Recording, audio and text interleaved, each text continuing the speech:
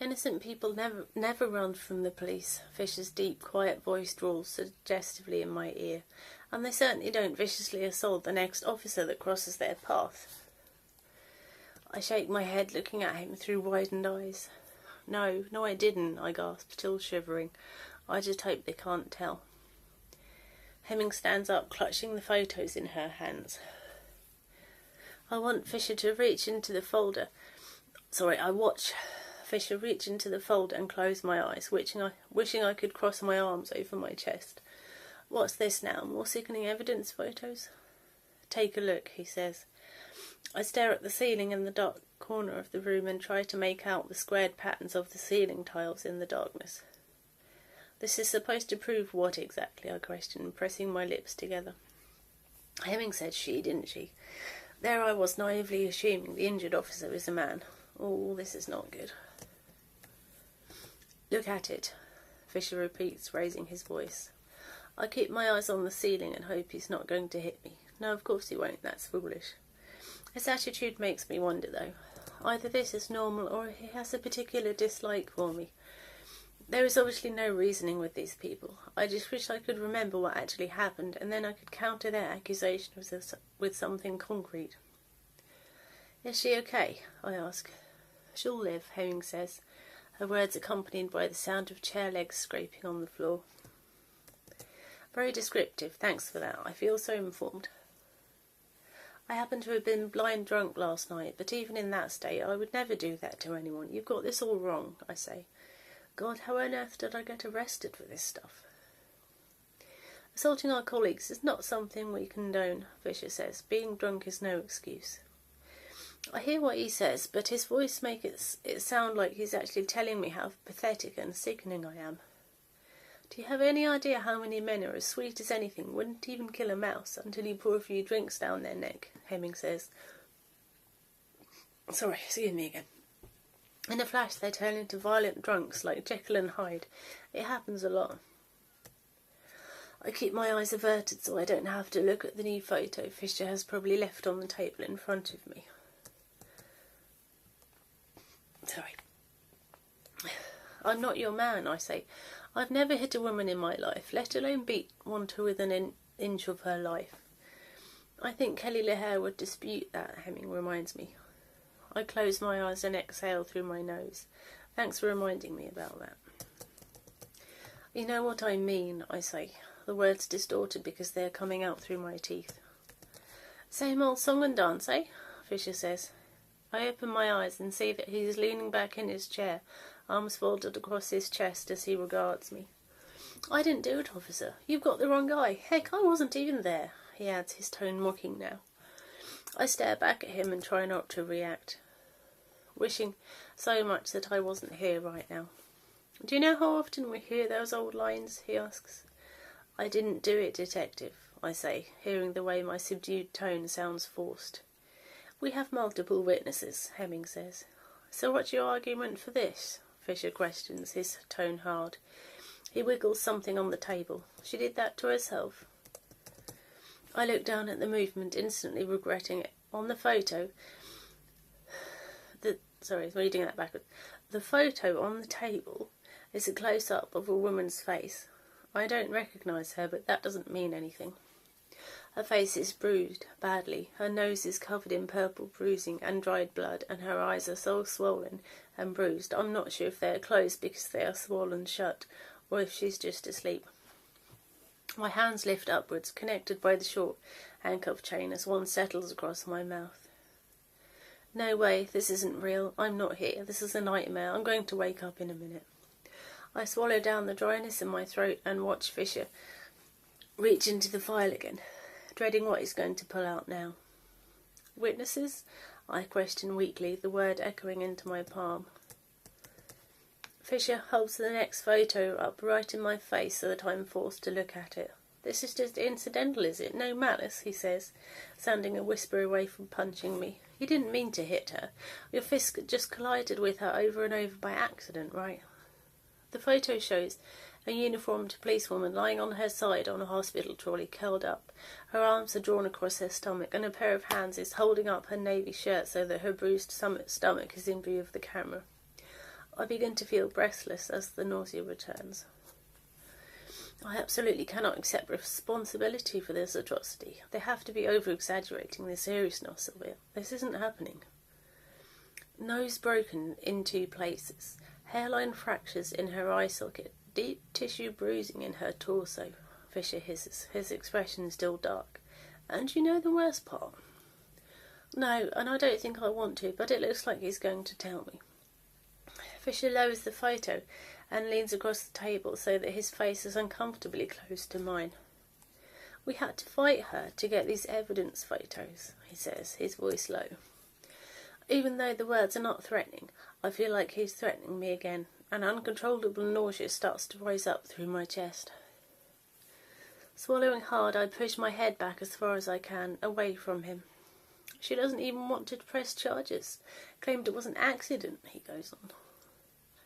I stumble to my feet, tipping the chair up in my haste, and turn my back on them, bending double.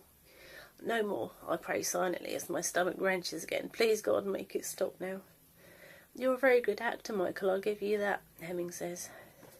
Gasping as my empty stomach tries to force out what isn't there, I wipe my shirt sleeve across my lips. I didn't expect them to use that against me either. I probably should have done. I'm not acting, I managed to say, still fighting to catch my breath. Of course they are siding with the victim, and so they should, except I'm not the one who deserves a hard sell like this. I can't believe they are so convinced I'm responsible. What do these witnesses of yours have to say then? I ask, straightening up. I quickly locate a nearby wall to lean against so that I don't fall over. Fisher is grinning at me, and it's not a welcoming sight. Michael Miller, the famous film star, beat up a policewoman right there in the street, he says. I can see how much pleasure that gives him. That guy's really beginning to freak me out. People said that? I choke out. In a nutshell, Hemming nods, and gestures towards the chair. Please sit down. No, I reply, shaking my head again and again. No. I stare at the wall, trying to think straight. It's so hard to process everything when my skull feels like it's going to explode under the pressure like an overinflated balloon. Suddenly something blindingly obvious occurs to me. If I'd have known what was coming, I'd have insisted on it from the outset. I want to speak to my lawyer, I pant, a hard edge to my voice. Now. You already waived counsel, Fisher says. I stare back at him and his all-seeing eyes. Well, now I'm unwaiving it. After a moment of silence, Hemming looks at her watch. Interview terminated at 3:27 p.m, she says, clicking the tape machine to a halt. I watch her gather the photos of the WPC and slot them back into the file as Fisher gets to his feet. He moves towards me but does not come close. You don't fool me, he snarls, looking at me as if I am something unpleasant he has stepped on, his soft, quiet voice contradicting his words and leaving me well and truly unnerved. I stay silent, my eyes flickering back to Hemming as she stands up. Stay here for a minute, Miller, she says, putting a hand on Fisher's arm. Come on. Her tone is pleasant enough, but her expression is also hostile. Fisher stares hard at me for a moment longer. Sit, he growls, as if talking to a disobedient dog. I'm feeling weak right now, but I'm still left fighting the urge to lash out at him in response.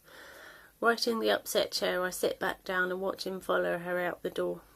Everything about that arsehole just rubs me the wrong way. Regressing back to the only rebellion I can muster under the circumstances, I extend my middle finger at his back. Swivel on that, jerk-off. Why on earth did I agree to talk without Kirsten? It seems I'm just making one mistake after another. Oh my God, I'm dead. I'm so dead. The same uniformed officer as before steps into the room in the detective's absence and stands guard in the doorway. I don't need to remember what happened to know I didn't beat and rape that young woman. But what about the policewoman? A dozen people say I beat her? Why would they do that? It can't be true, it just can't. Apparently when I get really drunk, I also get really stupid. The fact I ran from the police is proof enough of that. Wait, didn't Fisher say the WPC claims it was an accident? How can the victim say that and the supposed witnesses claim otherwise? It doesn't make sense. Oh, Jesus, her face. I bury my own face, in my hands, trying not to see the pictures of her in my head. If they showed me the photos just to play on my conscience and make me feel guilty, it's working. Their attitude doesn't surprise me, I suppose. How on earth does something like that even happen by accident, for God's sake? It sounds like the weak-ass excuses Charlie comes out with. Tom didn't mean it. His fist collided with her face and over again by accident. He's ever so sorry her jaw was so fractured it had to be wired shut. My teeth grind together, anger momentarily surging through my veins at the thought of him. Or she simply denies he's responsible and claims she walked into a door. It's pathetic. "Officer," I say, bringing him out of his own thoughts, "please can I use the toilet?" He nods wordlessly before grabbing my elbow and standing me up. After a cursory check of my handcuffs, he leads me along the corridor and into the men's room. I try to pretend he's not there, standing between me and the door as he uses the urinals. He's behind me, so I can't see if he's staring at me. Maybe I've just let Fisher get to me. Washing my hands is a little bit more of a challenge with handcuffs on, but I manage it, splashing water on my face too. It feels like I've been in this room for days. How can it just have been hours? At least the chair is reasonable as far as chairs go. It's one of those uncomfortable plastic school-type chairs. At least it's adult-sized. It'd be insulting if they'd have stuck a child-sized chair in here. But the sad part is I can imagine the long list of pathetic excuses that might accompany that situation. I push the chair back from the table a bit and rest my feet up there, crossing my ankles. Excuse me. It looks like I might be here a while. I can see their idea of a short wait from the time I spent waiting for them to arrive. How long does it work out how many things they can charge me with? Sounds like they've got it all figured out already. Oh God, my head hurts so much. I wonder if they're actually calling Kirsten or are just going to skip right to charging me. I did ask for my lawyer aloud, didn't I? Drawing my hands up over my mouth, I stare blankly into the corner of the room. I'm going to jail. That's it. Deal done. Whether they return with Kirsten or not. Go directly to jail. Do not pass go. Do not collect £200. Most likely situation is they come back and tell me I'm under arrest for A, B, C, D and the whole darn alphabet. Then I get shipped off to jail for the next 6 months while they get my case lined up in court. I have no idea what happens when people get arrested for serious crimes. It's not something I ever planned on finding out. I'm happy playing at this stuff. Real life drama is horrible. That's the beauty of acting. Nobody actually gets hurt. I wish they'd just get this over with already. I can't handle any more suspense. Casting my eyes in the direction of the officer, I lower my hands and watch him check his watch. How long is this going to take? I ask. It's a relief the fear doesn't show in my voice. Why? He responds gruffly. You got somewhere to be, Mr. Hollywood. Taken aback, I let his attitude slide. I just don't know why you have to string this out, I say, clearing my throat. Don't I even get a cup of water? It'll take as long as it takes, he snaps. I sigh deeply and press my lips together, helpful as always. This is so boring. I tilt my head back and stare up at the ceiling, tracing round the square patterns with my eyes. It's weird that I haven't spoken to Eve for almost 24 hours and I'm actually starting to miss her. Now I use the word speaking very loosely. It's usually text messages checking up on me. Who am I with? Who have I seen? If I ignore her, it's followed by a phone call which involves her sounding hormone crazed. I don't know how much of it is genuine jealousy and how much is just, how can I say this, her time of the month. I have never given her a reason to be jealous to my knowledge, but it makes no difference. Well, Mr. Miller, Hemming says. I hastily set my feet back on the floor and look towards the doorway. She is stood just inside the room. Fisher is just behind her in the uniform off to the side of the doorway. It's Mr. Miller again now, is it? I don't know quite how to take that. Is it a good sign? You are released without charge, Hemming says. I stare at her, thinking I must have imagined those words and feel my lips part in shock. For now, Fisher adds sternly. I am? On your feet, the uniform says, stepping forward. I stand up, feeling utterly numb. Out of all the things I expected to happen, this wasn't even on the list. Of course, the list pretty much consisted of scenarios where I end up going to prison. Hemming steps aside so that the uniform can lead me out the door, but Fisher does not move. He blocks the way and stands so that his face is right in mine, along with those eyes. "You watch your step," he hisses, "'cause this isn't over. I'll be seeing you again." Okay, looking forward to that. I swallow the lump in my throat, feeling thoroughly intimidated. He finally steps aside and lets the officer lead me back down to the holding area, into the icy depths. "Thank God," Kirsten Page gasped, rolling her eyes skyward. "Kirsten," I gasped, my surprise obvious and my voice sounding normal again. "What are you doing here?" My escort goes over to the custody sergeant and they exchange a few quiet words. "Mike, why on earth didn't you call me?" Kirsten asks. I can see that she is all hyped up with anxiety, her eyes wide, her jittery fingers tucking stray hair behind her ear, and she sounds it too. "I was told you declined counsel," she goes on, her voice unnaturally high. "Nobody would let me see you. What's going on?" The uniform comes over and unlocks my handcuffs finally. "How did you even know I was here?" I ask. Rubbing my aching wrists, I notice the Sarge emptying my belongings onto the desk beside Kirsten. "It was on the lunchtime news," she replies. I bury my face in my hands and close my eyes. "Oh my God," I sigh. How can she say that like it's no big deal? Allegedly, numerous photos have been circulating on Twitter since late last night of you getting pepper sprayed by the police, she exclaims. "What did you do?" "Tell me you're not serious," I plead, my voice still muffled by my hands, and I open my eyes. "The press already know about this?" Kirsten laughs, but the sound is hollow. "What are the potential charges here, Mike?" "Wait, I was pepper sprayed?" I frown, ignoring her question. "Why was I pepper sprayed?" "You don't know?" Kirsten asks, raising her eyebrows. I get the feeling she's mocking me, insulting my intelligence. "I don't remember, all right?" I exclaim, gesturing widely with my arms. Wincing, I rub my bandaged arm. "Pepper spray? The cops pepper sprayed me. Jesus, that explains a lot." "Did she give you these?" Kirsten frowns, gesturing at my arms. "What?" I frown, looking down at my arms as I try to figure out what she's talking about. "These scratches, Mike." Kirsten pushes my arms up against my chest, stroking the undersides of my lower arms. Looking at the back of my arms, my lips tilted down with the effort, I see long, thin, scabbed-over scratches. I didn't notice them before. "Dunno," I shrug. Kirsten sighs. I watch her turn and exchange words with the Sarge without listening to them. I don't remember what it feels like to get pepper sprayed. Thank God for small mercies. What happened with the WPC must have been the provocation, I guess. But her injuries look serious, really serious. It doesn't seem right at the time walking out of here. "Michael!" Kirsten barks, slapping my upper arm. "What?" I frown at her. "Sexual assault? How can you not remember?"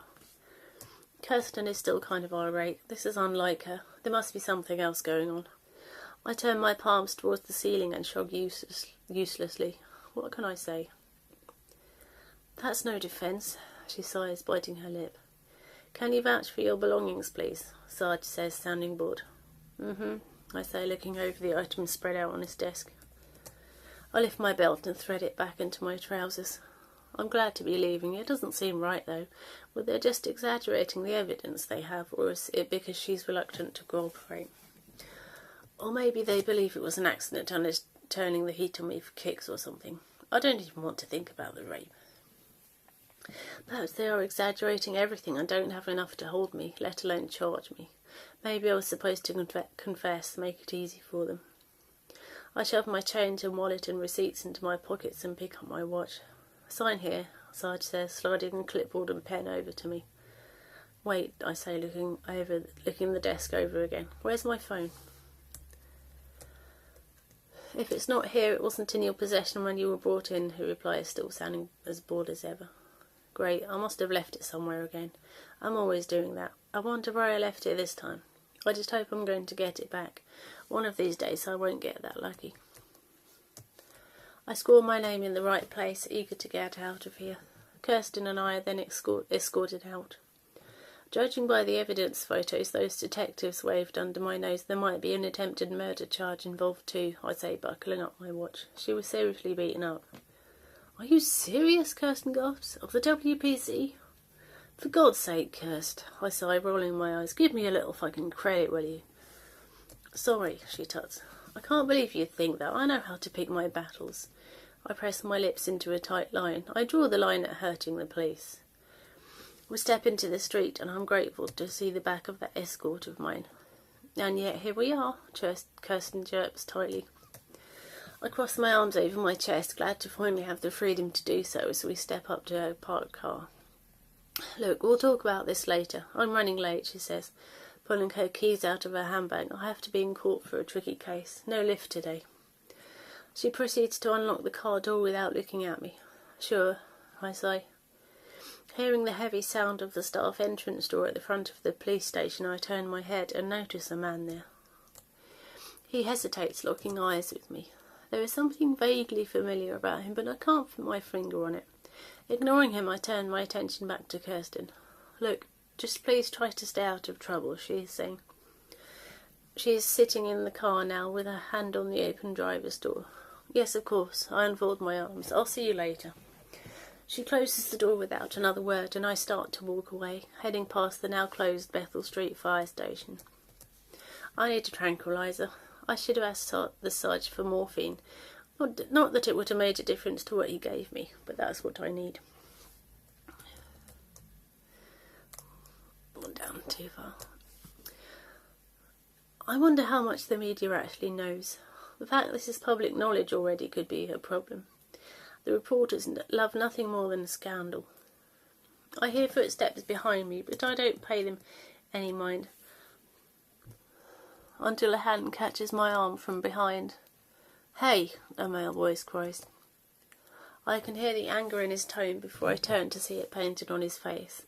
He's definitely the same man I just saw exit the police station. Can I help you? I frown, looking him up and down.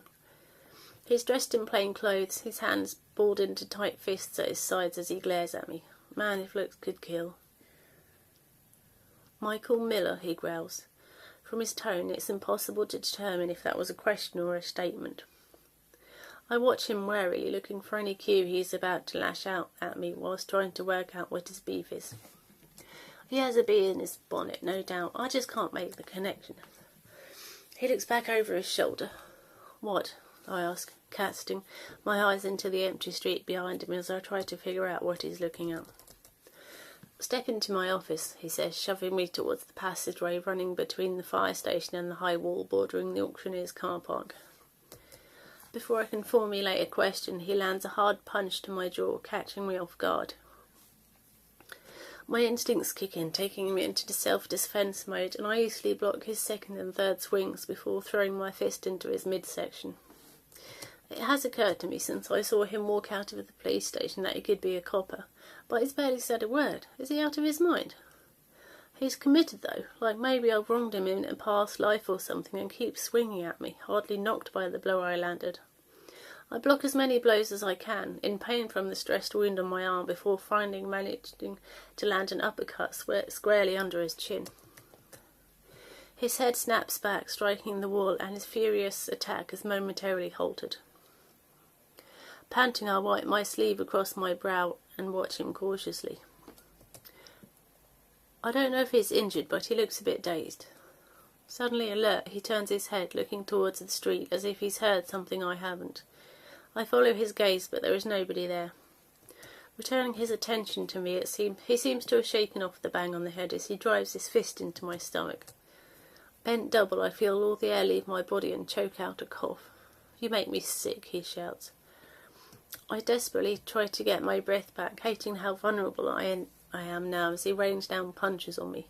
Stop, I plead, throwing up my arms amid the blows and standing up straight, panting hard. To my surprise, he looks at me disdainfully. Are you a copper? I gasp, still fighting to get my breath back. Oh, don't act like you don't know, he laughs bitterly. I watch his frame carefully, seeing his fist still clenched and raised, ready to swing. Anticipating his next move, I strike him square in the face. Oh my God, stop! Cries a horrified female voice. I looked towards the voice, but nothing could have prepared me for what I was about to see. The woman stood in the passageway entrance is absolutely the same policewoman as in those photos the detective showed me, but without her uniform now. The same one I supposedly injured last night, and she looks 10 times worse in the flesh. Holy shit, I gasp, my jaw dropping as I stare at her, utterly horrified. I knew it, the man growls. Just cut the crap. You know who she is, you know who I am. She's all bruised up, her left eye swollen shut, and little strips of white medical tape on her face. Her brown hair is loose around her shoulders, and she is clutching a pair of dark sunglasses in her hand. Did I really do that? Brian, she gasps, rushing over to him. What the hell are you doing? I bring my hands up to my mouth and stare at the back of her head, wide-eyed and struck dumb. Maria, just stay out of this, he says, his anger still obvious, as he stares at me over her shoulder. You said you were going to wait outside, she cries. I saw him leaving, Brian growls, as if that's a full explanation. She tries to protest further, but cuts herself off, making a pained noise. His face, softens considerably as he rests one hand on her shoulder and tears his eyes away from me. Look, I'll be there in a minute, he says, his voice softer. Maria does not move away. She remains planted between us, her head bowed slightly as she holds her hands up to her face. Are you okay? I say, my voice a whisper. Excuse me. Brian scoffs at this, his face twisting back into a hostile snarl. It's too late for that, Mr. Hollywood. Don't even try to act like you care, he says, stepping round Maria. You think you can just go around abusing women and the normal rules just don't apply to you? I swallow nervously, not sure how to respond. He punches me in the face, splitting my lip wound open, and I cry out in pain.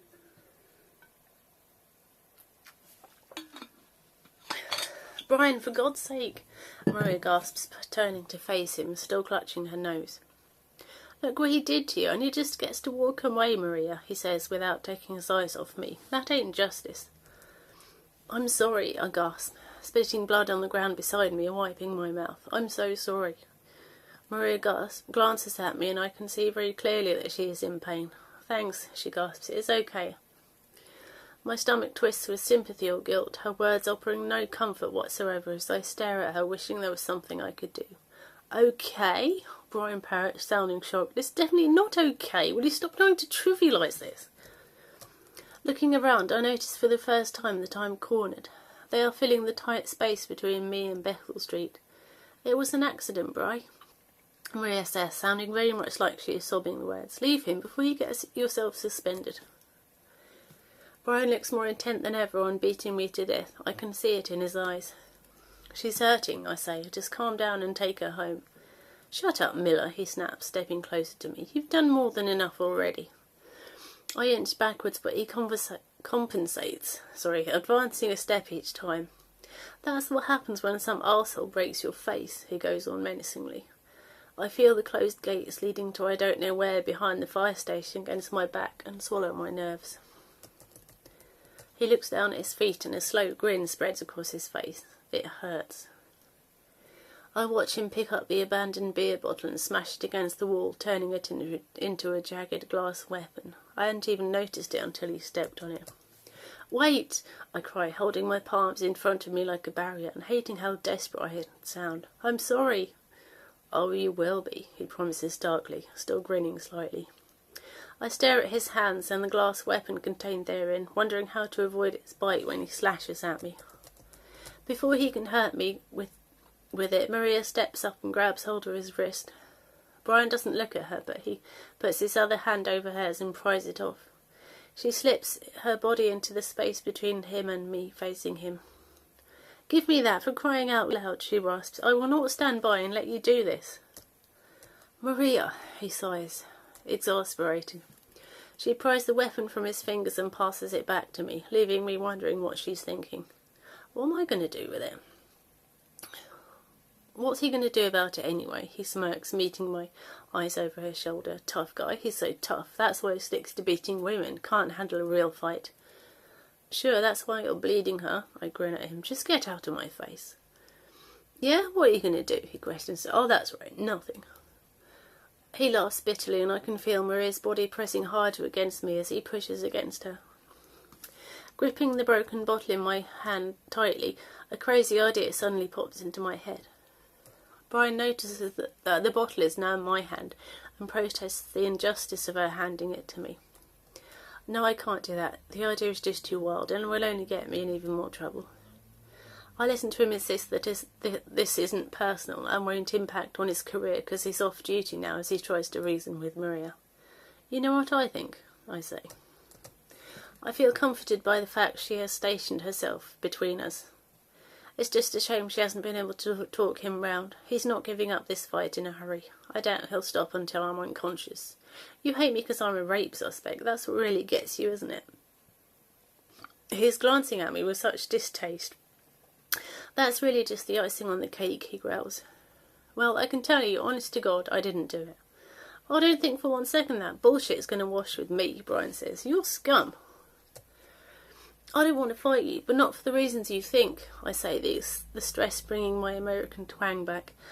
This is not a fair fight, bro. You're a cop. He just shrugs as if it's a detail and of no consequence. Then he tries to move around Maria. He tells her he is not yet done and to please move aside, but she does not. Take a look at her face, I say. He scowls at me without turning to look directly at her. I've seen it. Oh, wait, sorry, I moved too far down the page. I did that without even trying. Your face is going to look way more messed up than hers once we're done here. You want to think about that for a second? Was that a threat? He hisses, his features darkening considerably. I shrug and glance at the back of Maria's head. I just want to go home. I can see the muscles in his face twitching as he grinds his teeth. I've thought about it, he says, grabbing hold of Maria's arm. Step aside, woman. No, she exclaims, twisting her arm out of his grasp. Stop this now. He's got it coming, Brian insists. Looking for a way out, my eyes settle on the back of Maria's head again and I reconsider my crazy idea. I really think, at this point, I'm all out of better options. Slipping my wounded arm round her shoulders, I press the fractured bottle against the side of her neck, gripping her upper arm with my left hand.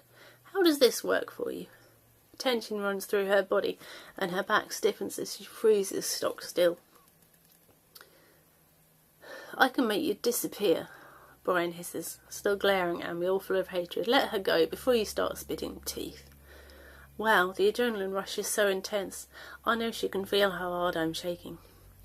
I just want to be left alone, I say, thankful the shakes don't show in my voice, but sounding more American than ever. Let me walk now, or I'll be painting these walls with her blood. What are you doing?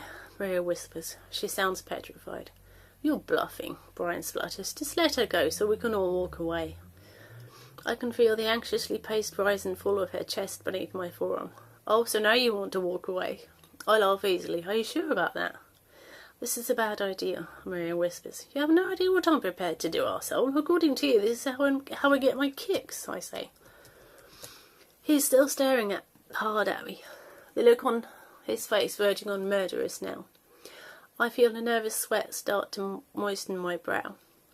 Maria's head is reared back against my shoulder, her body still tenser than a guitar string. You have the upper hand now, Michael, she croaks, her voice hoarse. If you don't let her go in the next 10 seconds, you won't be walking away when I'm finished. It's funny, because I thought that had been his plan all along. Touch me again, and I will put you in hospital, I say, my voice hard as if I mean every word. But he responds with bluster as before. You don't have what it takes, he exhales, as if sensing my reservations. Maria latches onto my wrist, trying to push the weapon away, and I let her, slipping my arm from around her shoulders. I feel like he's challenging me, daring me to hurt him. How am I going to get out of this? You're going to leave him alone now, Brian, Maria says, not yet moving away from me. He wishes, Brian snorts. Let her go.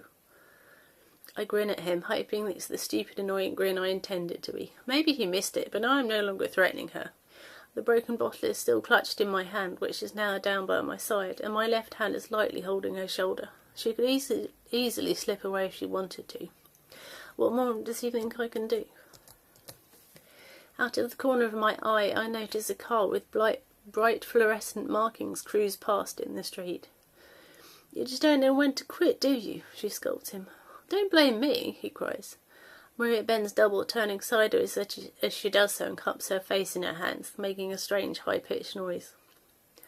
My hand slips off her shoulder and across her back as she moves. I look down at the back of her head filled with concern, leave my hand resting on her back, wishing I could provide comfort. Have you got something to take for the pain? I question, the accent slipping. Don't you touch her, Brian exclaims. He sounds incensed. By the look of him, you'd think I just committed some heinous insult against his mother. I've had some, Marie gasped. It's just the stress that's hurting. I'm fine. I brandish the fractured glass bottle in the air between me and him, as if it will somehow deter him from pounding me some more. A movement behind Brian catches my eye, and I quickly tuck my right hand behind my back, grateful that he is blocking the view somewhat. With any luck, those two policemen didn't see the weapon. What's going on here? One of them questions. Both look at three of us over suspiciously. This is a private matter, Brian says, audibly sniffing. His tone is now noticeably subdued, no longer betraying the anger and hatred. I watch him wipe his bare arm across the bottom of his bloody nose, and his eyes flicker back towards me. I find that hard to believe, Stevens. The one wearing gold-rimmed glasses says. Can you please get him out of here, for goodness sake, Maria says. I can hear her take a couple of deep, calming breaths as she stands up straight, and I finally let my hands slip off her back. Still riding on the adrenaline, I eye the newcomers nervously and watch their faces drop. Jesus, Mary and Joseph, exclaims the black-haired officer. They both gawp at her, the shock and horror plain to see on their faces. Are you okay, Maria? I'm dealing with this, Jones, Brian says. I don't know which one of them he is talking to, but neither seems to notice that he spoke. We heard what happened, gasped Gold Glasses, but I had no idea. I'm fine. It looks worse than it actually is, Maria says, flapping her hand dismissively. Brian sighs deeply and crosses his arms over his chest, but says nothing to dispute her statement. This is Michael Miller, she says, gesturing over her shoulder in my direction. Both uniformed officers' eyes turn towards me and darken with suspicion, either having now recovered from seeing her injuries or concealing their reaction to her. Hello, I say, swallowing uncomfortably, relieved my voice is normal. I don't change my accent on purpose. I just find it annoying. It makes me sound weird and stupid. I try to smile at them, but I don't know how it comes across. I see, Black Hair says carefully, frowning at me. I wonder if they actually do. I very much appreciate it if you could get your good friend there away from me, I say, nodding towards Brian. He thought I needed a bit of a tune-up, but I'm not off key anymore. Brian's eyes bore into me, anger tensing his jaw again. That's very funny, he says, sounding far from amused. The uniformed policeman's narrowed eyes flicker between me and Brian. Maybe you should show them what you've got in your hand, Brian adds. Oh, you bastard. What have you got behind your back? Gold Glasses asks curiously. I watch Brian's lips twitch as he bites down on the grin that's trying to escape. Wincing, I scratch the side of my neck with my left hand. Nothing. The lie sounds obvious. I can hear it in my unnaturally high voice. I can feel the sweat condensing as they stare at me in the passing moment of silence. I gave it to him. Maria pipes up, turning slightly and meeting my eyes, giving me a slight nod, to stop Brian castrating him with it. Oh, come on, Brian exclaims, the amusement fading from his face. Go ahead, Michael, Maria whispers when I fail to reveal my hand. Still reluctant, I swing my hand round and hold up the glass bottle. Listen, I don't want any trouble, okay? I drop the remains of the bottle on the ground and it smashes to pieces. I just want to go home. You'll be going home in a pine box, Miller, Brian growls. Stop hiding behind her and be a fucking man. I open my arms out wide. Look, I know you're having trouble getting this, so I'll say it slowly for you. This is not a fair fight, officer. I kick your ass and I get banged up faster than you can write up a report. Brian steps towards me, his face still twisted into a near-murderous expression while he glares daggers at me. Whoa, whoa, whoa! Black Hair cries, stepping between us and holding up a hand against Brian's chest. Stevens, let's take a walk, fella. He makes some verbal protest but fails to construct any meaningful words. It's just stunted noise tumbling from his lips as the two of them lead him out into the street. I lean towards Maria to whisper thanks in her ear, my eyes on the three men's backs. Brian twists his head to look back at us. I really can't thank you enough. Sorry, I read that slightly wrong. I can't thank you enough. I really owe you one, Maria. She pats my shoulder. You're welcome. I trail behind her as she follows them back onto Bethel Street. Farrell, stop sucking up to that loser. Brian growls. What'd he say to you? Come on, Stephen, the skull glasses sighs. You know better than this. I'll see you around, I say. I glare back at Brian for a moment before turning my back on all of them. I know where you live, his voice hisses. Grinding my teeth together, I extend the middle finger on my right hand and raise it over my right shoulder without turning to look. Blow me, I call out, dickhead. Forget the ride home. I'll take a cab, Maria sighs impatiently as I'm walking away. I said I'll take you, Brian protests, his voice quieter but still audible. I'm grateful to them for intervening, but mostly thankful for Maria. She really went out of her way to help me, and it's probably more than I deserve. It's comforting she doesn't blame me for what happened last night. So far, she's the only one who doesn't think it's my fault. Well, that's the end of chapter 2, and that was a marathon chapter. I'm sort of torn as to whether to read it all in one, but I decided to go for it. And it really is probably the longest video I've ever done. So, for anybody who actually sat through all that till the end, thank you. I hope you enjoyed it. I apologise that my reading of it wasn't awesomely brilliant. I'm not a professional sort of reader out loud, but I'll keep it short because this has already been like super long. But thank you for watching. If you liked it, please like. If you have anything to say, please comment. And I'll be back soon with the third chapter. So I'll see you later. Bye.